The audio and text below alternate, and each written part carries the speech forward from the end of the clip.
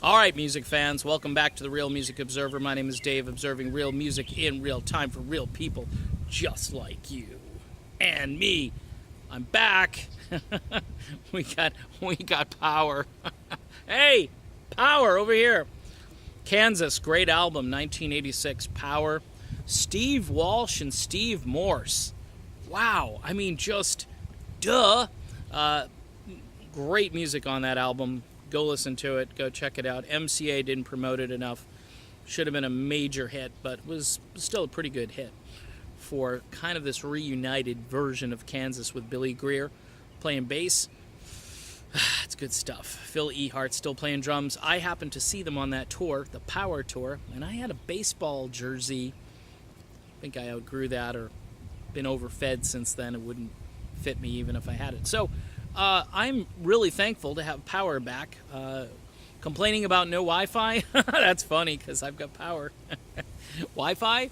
Wi-Fi is just this super extravagant thing. Now check out this wind right now. It's kind of ironic that maybe it might cool off tonight here in Southwest Florida.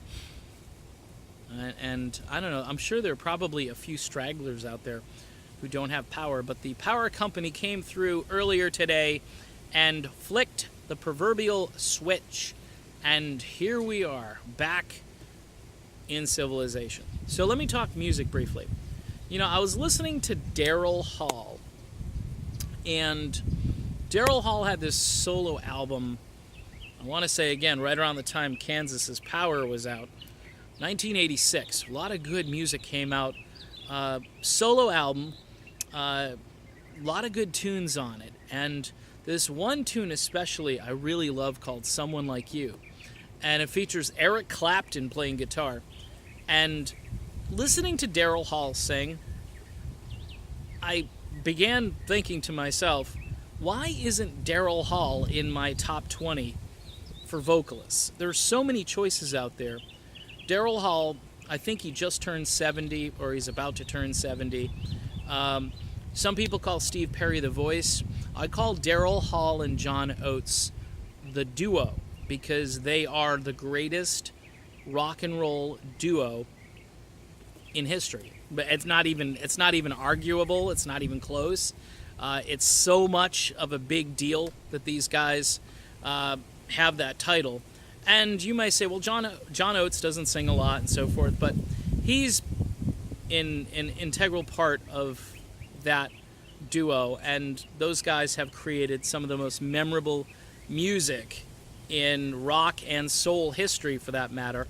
And I got to tell you, Daryl Hall can sing and sing, and even though he's not in his prime anymore, he can still bring it, and he's still reasonable when he sings these incredibly just classic songs. If you grew up in the 70s, or especially in the 80s, and you indulged in Daryl Hall and John Oates, and even if you were a rocker, I was one of those guys that I was like, okay, what's going on with this Voices album? I gotta check this out.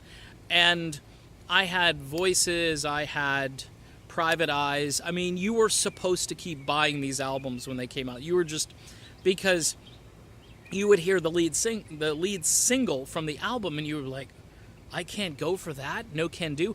I remember that song was on the radio when I took my first trip to Florida with my parents, which was a driving nightmare because I was 16.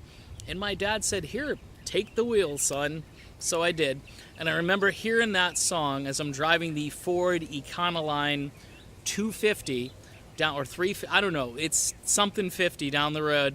My dad did all this crazy customizing with the windows and blacking this out and putting the shag carpeting all over the place. I mean, it was more for a single guy than it was for a family.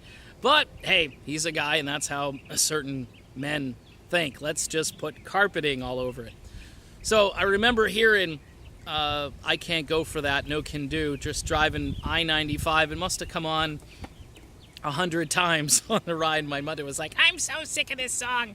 I mean, I wish they'd play something else. And I'm just like, do. I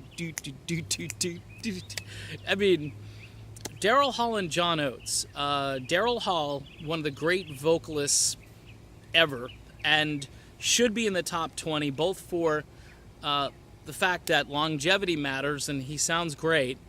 He's kind of like the soulful Sammy Hagar, as Sammy sounds great at his age, but Daryl is still pretty much in the right key, and he tends to shy away. I saw the Dublin concert.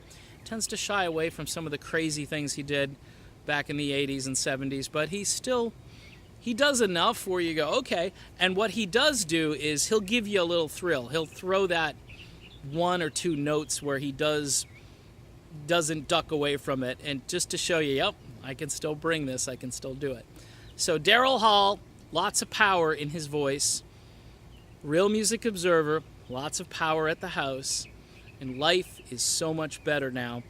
Thank you all who helped, who prayed, who donated to the GoFundMe page. We're still sort of income free here, except for the YouTube page and my little part-time gig that I have, which is really just for, like I say, a few of my previous debts. But we're working through it, and thanks to you all for having the positive attitude to keep me going, because otherwise, I'll tell you, I was pretty down and out. But we're back.